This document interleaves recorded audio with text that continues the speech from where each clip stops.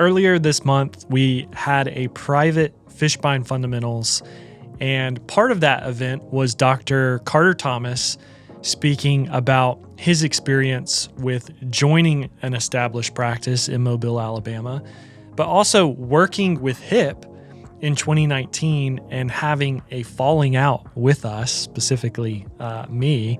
He actually came back and partnered with HIP along with his partner, Dr. Harvey. That was March of this year and has become one of our biggest success stories. So this podcast is going to be his talk at Fishbine Fundamentals, telling his story, and we hope that you enjoy it. Thanks so much for watching and listening to the Grow Ortho podcast. All right, so my name's Carter Thomas. Thanks, guys. Y'all mentioned me a lot here. I'm like, wow. But anyway, I'm an orthodontist. We're over in Mobile, Alabama, which is about 60 miles to the west of here.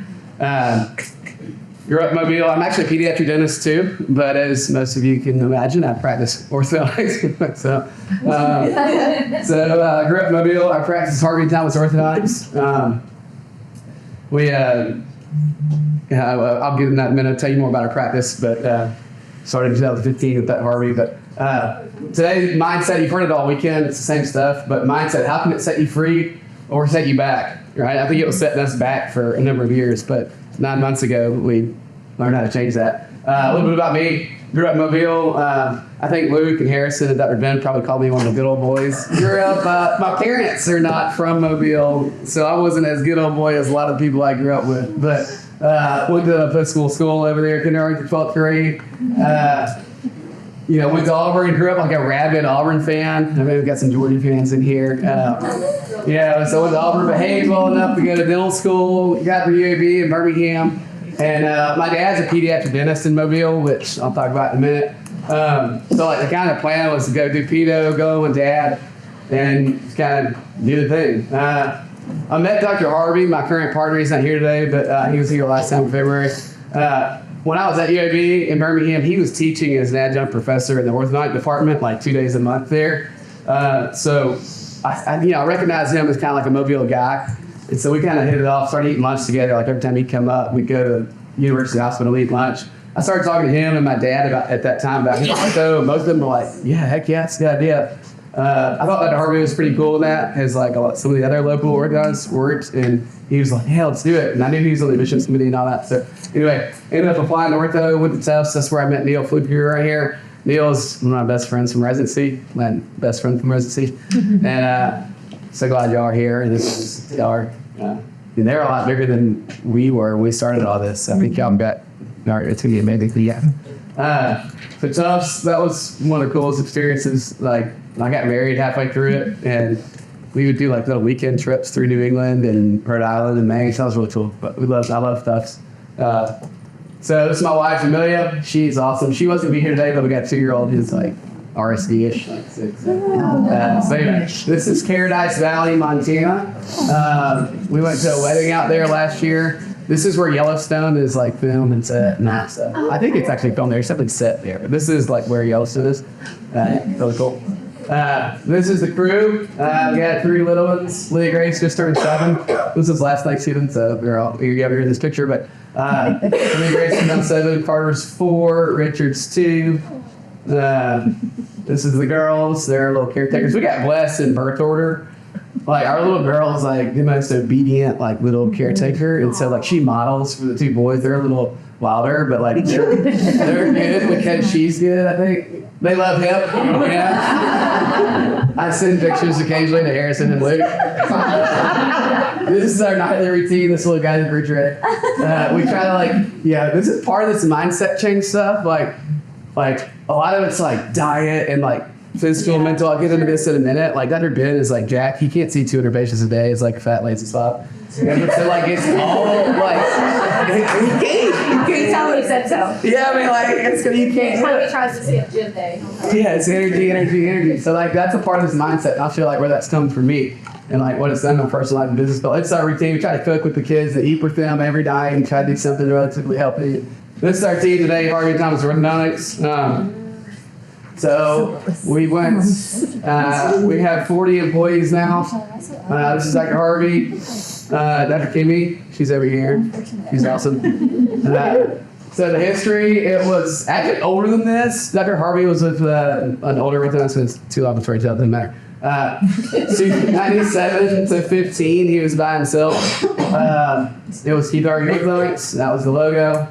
That was the original practice. That's still our main location. It's actually not our highest producing location, but we call it Central Command. That's where Karen's office is. So like that was it. Like that was a sign. You know, this is like in a kind of not a great area of town. It's across the street from UMass, right? That where my kids go. It's like an old private school. So like outside of that school, it's probably not a great location, but there's a lot of great infill. There's new Publix down the street, and like a bunch of young people moving in. So we're excited about that. 2015, I would say we were born. We kind of took the logo, just put my name on it, and that's what we were. So there were 11 of us, or me and Harvey with the 11 team members back in 2015. That's what Central Command main location looks like today. We freshened up, painted it, and got a new sign. This was our second location. This is my dad's pediatric dental office, like 8 miles to the west, like towards Mississippi. Kind of the center of economic activity for the city of Mobile. This building was built by my dad and the orthodontist back in 1979 in like a dental complex. There's like 4 other buildings that was like dental dentists and stuff. The left side of this building is like a 6,000 square foot two-doctor pediatric dental office. The right side of the building is us. It's a 3,000 square foot orthodontic suite. The guy, like, the orthodontist passed away and moved out. My dad bought that side of the building from their family after he passed, and it sat vacant for probably 10, 15 years. I guess my dad thought I was going to be a dentist and saving it for something. When I was in residency with Neil at Tufts, Dr. Harvey and I had decided we were going to do this thing together. And so Dr. Harvey remodeled, and it was pretty dated, like from the 70s, late 70s. So he freshened it up. And so when I moved back, it was ready to go. So we opened that practice in October 2015, after I go into June of 15. It's now our biggest location. It's doing about $4 million now, by itself after you guys. This location, we were trying to grow, so we were getting there, but we were still bored. We had those 2 locations at that point. At that time, but they were both doing about 1.5 million, so it was 3 in revenue and total, but 2 of us, 3 docs, we still needed to grow. There wasn't enough room for me. When I came in, this location was doing 1.4 million, 1 doctor, 2 employees. So there wasn't enough room for 2. So we had to grow from the beginning. We didn't have a choice because there wasn't enough room for me. So we did that, and then 3 or 4 years later, Dr. Harvey was working with this general dentist in his office, and I was never a part of it. I did go out there one time, on a Friday, just to hang out, because we got to hang out on Fridays, because we didn't work in the same building usually ever. So I'd go out there and hang out with him at this general dental office while he was seeing patients. It was kind of a toxic relationship, so that fell apart. The general dentist is actually his backdoor neighbor. Anyway, so I was like, Keith, this is a great growing area, massive high school out here, second largest high school in Alabama, a bunch of feeder middle schools, new Publix down the street. This is towards Mississippi, further west, 8 miles even further west than that last one. So we built this. Construction was a lot cheaper back then. This was just pre-COVID. This is 6,100 square feet. The upstairs, back then building it, we just kind of built it because we wanted a tall sign. Really, I was I saw the original drawing. That looks kind of small. Let's make it taller. And so we did that for signage, but they had a ton of square footage upstairs. And at the time, we had no idea we were going to need it, but that's actually where we put our call center now. So it's really great, and there's more space up there to revamp the call center in the future. But our little infant call center right now is there because there was someone put it. The downstairs where we operate out of is 4,000 square feet. Too big. Every time you do this or one of these projects, you learn something. After we came here in February, luckily our next project was early enough on in the process where we could change the clinical chair layout. Oh, that's so cool. So I got back in February and called the architect immediately. I was we got to add more chairs. I love And so this office is huge, but very underperforming architecturally. It has 6 dental chairs in it. We share it with Pito to occupy the real estate. I think we're there 2 or 3 days a week. Pito's there 2 days a week. Eventually, one of us will outgrow it, and we'll spring out. There's another lot behind it. Anyway, so the next building is that's the front reception area of that office at school. So we were growing and a little bit, but not well. And so we were like, all right, there's another community to our north up I-65. So this is like a value engineered version of that building. You can kind of see some similarities, but it's shorter, and smaller. But it's got 8 dental chairs in it rather than 6, so that's good. But we share with pedo, so it's not the perfect ortho layout. You got these 2 pedo quiet rooms. But and that's how our adult patients like being in a quiet room for like bondings and debonding, so it's not bad. So we got 6 in the open bay, 2 here. This is opening next month, so we're excited about that. But all this was in the works like before, like I call it like the hip fishbine era that like we're in now. But like, so all those were in the works before that. Just albeit probably underperforming locations, but we were doing it because I thought that like real estate, healthcare occupied real estate was cool. And I was like, well, if we can do $1.5 million here and have a couple more, we'll just get some more doctors and we'll just grow kind of slow and be okay. This is the interstate. You got like Sarah Lane High School. They just won the state championship 6A football in Alabama. Second in reading scores next to Mountain Brook, which is like the affluent community of Birmingham. So it's a good school. You got like Publix and Mobile Infirmaries up here at the top. So we think that's a good area. So I have a face on Publix. It is. Yeah, Publix around here has like great demographic research. No, it totally makes sense. Yeah. I live a mile away from Publix. Yeah, they're going there. We're like, yeah, probably good. So the 2 of us grew from 1.4 million to like 4.7 last year, I guess. And so, but we were growing, but we didn't really like know how to grow. We were just kind of just doing it, taking cookies and doing it that way.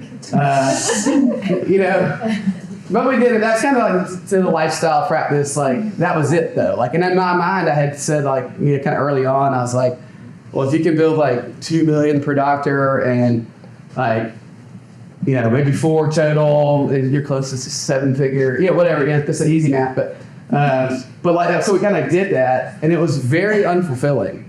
I was like, is this it? I'm 35. Like, what am I going to do for the rest of my career in life? And it was then that I kind of realized my why.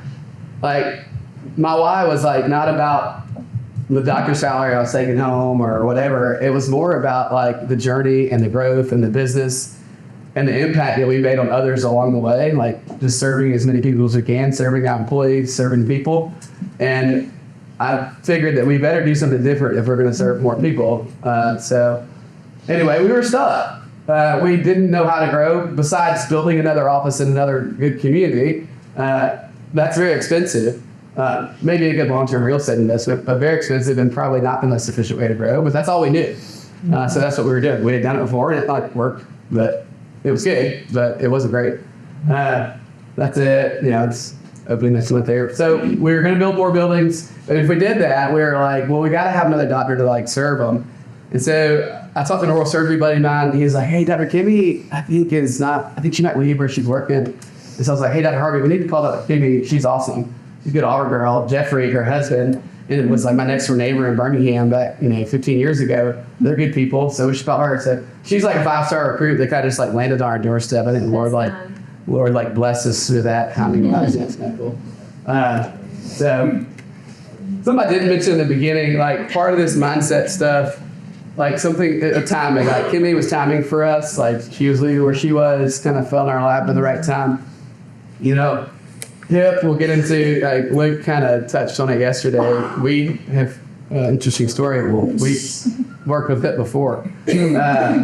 And like life-wise, like my wife and I were working on like this personal journey, mainly me, but she's such an awesome wife that and to support me, she'll like do the same thing I'm doing. So we were working on this like personal growth journey of like humility and unoffendability. Like unoffendability, like I guess just naturally, like I am, and I think a lot of people are just offendable. Like walking in the room, at work, a consult, a wedding reception, whatever. Like everybody's always like, what's she wearing? How's she dressed? Everybody's just like worried about that stuff. So we are working on humility and unoffendability, and the timing of that when we like met Hip again was perfect because it put us in the lines that allowed us to do the mindset to kind of see what Hip was giving us. So timing is incredible. Timing with Kimmy was incredible. This is her family. Amazing. Kimmy's pregnant. That felt yesterday. There's 3 girls. Poor Jeffrey. They'll have Auburn cheerleading outfits on. Yeah. All right, so we were stuck. We were building more buildings. You know, we were gonna get another doctor because we had staff there on. And we were still stuck though. So we were like, why don't we just buy some growth? So in addition to like building another building, you know, there was a retiring orthodontist down the street, Dr. Salter, Hillcrest Orthodontics. So we bought that practice, acquired it. Probably the best thing out of that was the team that we acquired. Originally, like we weren't gonna like keep the team, but we ended up keeping everybody, which is awesome. That was incredible. Like I would do it. Some people ask, like, would you, if you bought a practice, would you do it again? I would do this again. We got an amazing team, so as long as we're here today. So then something happened in March of 2023. We came to Fish Find in February. We went from 26 to 40 employees, like literally overnight, over a weekend. We went from like $4.5 million to $9.5 million in revenue overnight. But what happened? Yeah, spoiler, obviously this is DIP's Fundamentals Strength Conference. So they were involved. But the flashback to our first relationship in 2019, we were building this third location, just two of us, me and Harvey, and we were like, man, we need to grow. So I started looking on the website. I was like, Ben Fishbein is huge. And he's like an hour away from me. And our communities, it's not like, you know, Boston or Dallas or, you know, Chicago versus Mobile. I mean, it's Pensacola and Mobile. Like, you know, like we can't demographically, like economically be like that hugely different. We're an hour away from each other. It's not like a super rich community versus, yeah, whatever. We got to be similar enough. Like he's doing something over there. We could probably do that. So I started looking on his website. I don't know if it was Fundamentals or like their practice website, but I saw his creative's name, and I don't know if they were like sponsoring Fundamentals or something, but I saw his name. So I was like, all right, that must be Fishbein's marketing guy. So I Googled HIP and get Luke, and Luke comes over to our office and gives a great presentation to me and Harvey, and we're like, heck yeah. You know, we had kind of agency hopped before that, and so I was like, so we hired HIP in 2019, but we didn't do anything that it took to make HIP work. Like we just, you know, our front desk would say, oh, that's a 4 credit score, and they no-showed and whatever. But like we didn't level up. We did nothing. We just hired them and we set it and we forgot it. It was like 10, you know, $7 grand or what it was, agency fee and some, you know, some Google ad spend, some ads. It was like 10 grand a month total, whatever. So, and that time we were like a $3 million revenue practice, trying to pull big doctor salaries off of that. So like our marketing budget and like HIP was like a big deal to us then, and we didn't do anything they said. We didn't change the way we structure our fees. We didn't change the way we presented cases to patients. You know, we didn't change our consults. You know, I was Dr. You know, bicuspid Bagdon. You know, I was like thinking I was really important. I was 20 pounds heavier than I am now, and I was just an asshole. Like that was around the same time that the phone call that Luke was talking about yesterday happened. So I was like, man, they're spending $10,000 a month. It did like 4 months of HIP or whatever it was. And I was like, this isn't working. And Harvey's like, yeah, man, we can't afford this. It's not working. So I called Luke, and that conversation got a little bad. But anyway, so that was really cool, Luke. Like, I've come a long way, but more, like, took a little bit of humility on my part to like want to go back to HIP, but like 100 times more than that, it took so much humility on Luke's part to take us back. So thank you, Luke. You're the man. So flashback to like 2023. This is Cal Sparkman. I have circled here with Dr. Bent. This is Lindsay, Cal's first associate. So Cal and I became friends through this other group, like Mary Beth Impact Engage, Impact 360. We're in like a little study club with them. And so I'm at Cal through that. He's in Amarillo, Texas. Our wives like really hit it off early on in New Orleans, and we've become close friends. We travel together like once a year. We talk a couple times a week. He's doing kind of the same thing I'm doing with pedo and ortho. So I'm like talking to Sparkman. I'm like, man, we need a marketing agency. And he knew my previous story with HIP. So he's like a huge Ben Fishbein, Amanda, raving fan. He's a huge HIP creative raving fan. So he like kind of softly was like, you need HIP. But I was like, I know, but it's a... We have history. think I heard that a few years ago. So I didn't know why, but like it kind of common sense, kind of put two and two together after a minute. But he clearly, like Luke said yesterday, massaged the relationship with Luke and me, Mantis Luke. He didn't say anything to me. I already thought in my head, I was like, man, I wish I could have Hip back. And he was like, yeah, you should. And so anyway, out of the blue, it was this knucklehead right here calls me on a Friday morning at 10:30 a.m. Oh, like it's like November 11th today. It was probably like a year ago today, like close to it. It was in November, it had to be. And of 2022. We talked for 2 hours. I have no idea why I answered an unknown, like, I don't answer unknown numbers on my cell phone. I answered an unknown number at 10:30 on Friday, and he and I talked for like 2 hours. So the rest is history. I mean, we did everything that they said do this time. Yeah, we were in a completely different place mentally to take them and to do what they said. I know that, like, when y'all are flying down here this week, you probably didn't realize you're coming to the Bible Belt. Yeah. But you're here, so I'll get a little preachy for just a second. I was sitting in church last Sunday, kind of like checked out because I was like, man, I need to go home and like start working on my talk for next weekend. And I hear Alec, our pastor, start talking about the difference in evangelism and discipleship. You know, evangelism is, you know, you're at church, you're at school, or at a revival, and whoever's talking, preacher, whomever, you know, get yeses. Get a hand raised over here. Get a hand raised over here. Saying yes to Jesus, you know. Yeah, getting some yeses, you know, get some new leads, you know, get some excitement, you know. But like discipleship is not just getting a yes. It is training, coaching, teaching, providing a structure of leadership. And Apostle Paul was not one of the original 12 disciples, but a super important one. He went from town to town to town, to community to community to community, discipling these communities. But he didn't just get a hand raised and get a yes and then just leave these people high and dry. He stayed a long time in each community before he moved to the next one to teach about Jesus. He prepared every town, every community with leadership, structure, everything. And when he was confident that they had it, then he left. But he didn't just get a hand raised. And I was sitting in church and I was like, I got to go get my talk ready this afternoon for next weekend.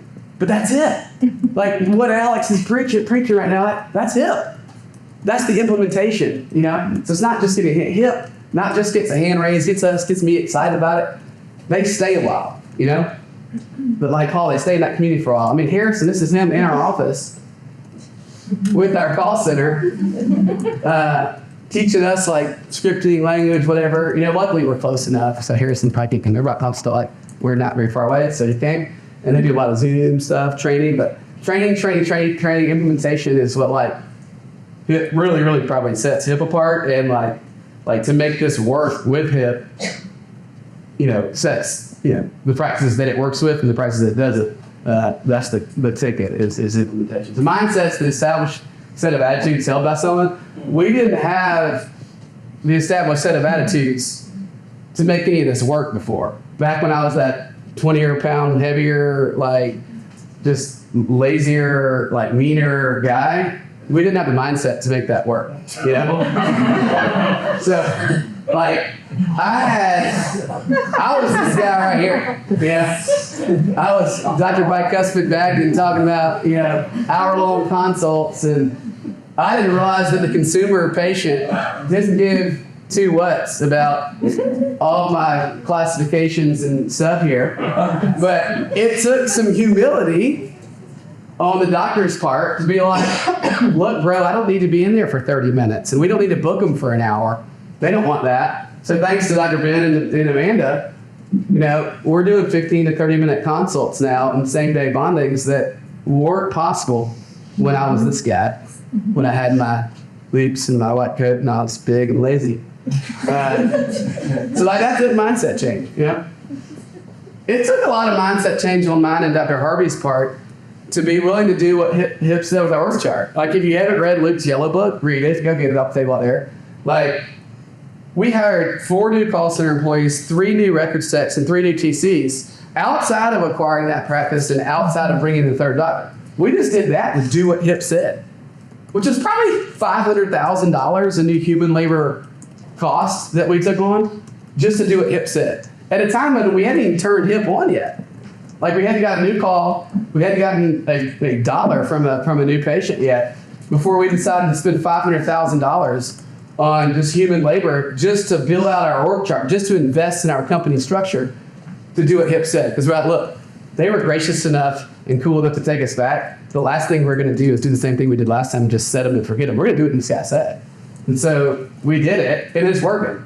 You know, we doubled our practice over a weekend because we're doing what these guys said. So the call center is one of the biggest things. You know, that's 4 of them, whatever. This is where they are in that taller building that we built in 19. It was kind of a decent sized staff lounge up there. That upstairs is probably 3,000 square feet upstairs. So we had somewhere to put them temporarily. This is where they are. Yeah, I like the way you have the soundproofing little cubicles. I think we need that. But We did the same thing first, so you realize. yeah, we need it. It's kind of a lot up there, but we'll get there. This is the other side of the same building. This is probably, 1,500, 2,000 square feet. Much bigger area than that. And that's where we're going to put them, I think. But we'll see. So growth is growth equals heart and mindset change. You know, it required humility for us to want to take it back, but even more so, it required a lot of humility for them to take us back. It took humility to realize that I was wrong. HIP was actually doing a good job in 2019. We just didn't do a darn thing to receive what they were giving us. It took humility to realize that thinking differently may be a good idea. It took humility to think differently about scheduling the 1-hour consult to maybe a 15 or 20 minute consult. I'm not that important. Dr. Ben had yesterday the slide with the doctor as a prop. I mean, that's it. We are, right? We're not that big of a deal. It took humility to think differently about new patient exam process. You know, what I'm saying there. Humility to think differently about no-shows. I don't know about y'all, but we had six new patient slots in our old schedule. I don't know what there are now, and maybe 18 some slots now, maybe 20 slots. But when somebody had no-show, I get pissed. I'd be like, that sucker.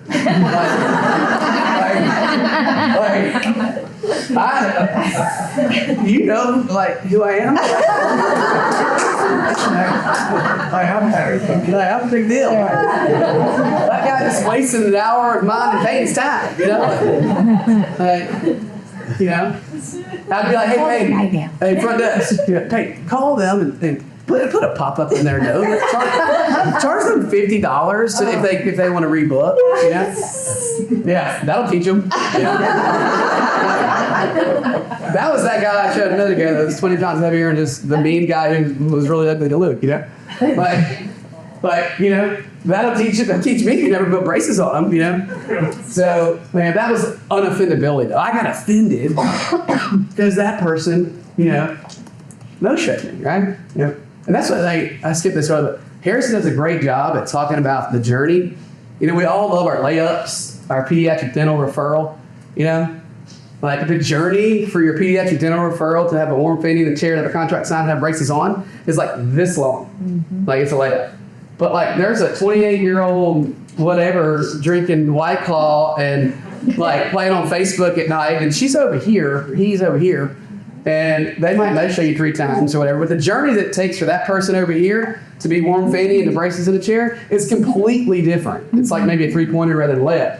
And unless you change what you do, the way you answer the phones and the way you structure your fees, unless you change everything, one, you're never going to get that patient even on the phone, but you're definitely not going to get them in braces if you don't change something that you do.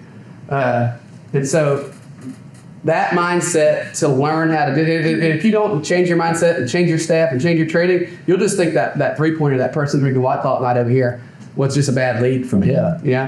But they're not. So heart and mindset change. Growth being okay with another route. I created my own mountaintop, the lifestyle practice in my head. And when I reached it, it was very unfulfilling. I'll say, give me some big Auburn fan too. I was biggest Auburn fan growing up. We were always Alabama's little brother, And Nick Saban gets there, he wins his first national championship 2009. The next year, we win a national championship. Cam Newton 2010. The only remember that? I almost got in trouble for going to that game. Yeah.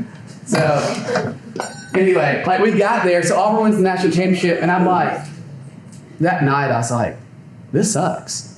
I was like, this mountaintop like ladder climbing, aha mountaintop moment like wasn't there, So it's pretty unfulfilling. So that's kind of how it was in our business. Like we got to this lifestyle practice, and I was like, man, this isn't all that I thought it would be.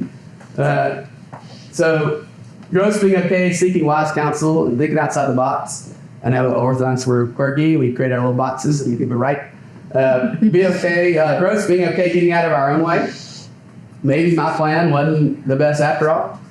Good is getting my best. I mean, we had a good practice before, but was it the best or best that it could be? Definitely not. Growth is learning to relinquish some control. Like we've invested in our team, and I'm learning to just let them do it, and that's huge. The $1 million practice mindsets where like everybody's there to serve me, the doctor.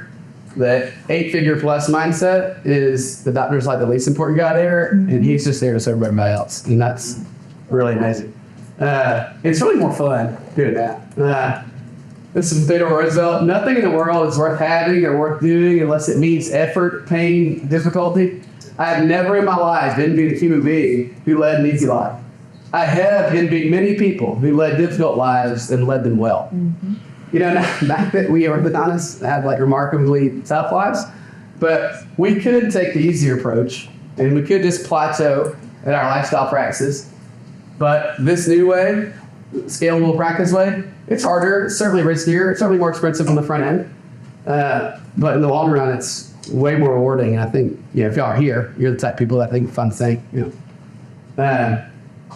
Buy-in is just huge. That's like I said, one of the reasons this works is because obviously our mindset was different and all that. But right before we turned hip on, we came to Fishbine 8-9 months ago, whatever, and we brought what we thought were probably our 5 most influential team members from different areas of the office, maybe different social groups, whatever. And they came with us and kind of got to see the Fishbine operation, got to see all this. And they really went back and disseminated it through the rest of the team really well. And I think that really, really helped with buy-in. So implementation and buy-in with the rest of the team are super important to make it work. This is us. We try to have fun. This is Pirates Go over 25 miles from here. Take them over there on occasion. And it's our team now and try to be local best of stuff, all that stuff. So this is our footprint right here. We got now 5. That Hillcrest location we've all had a rooting off of satellites, so we got off to bleeding. Anyway, cool. So that's our story. Thank you, Luke. Man, I can't. Hey, did you enjoy this video? Click right here for another great video for orthodontist and dentist. We hope to see you there.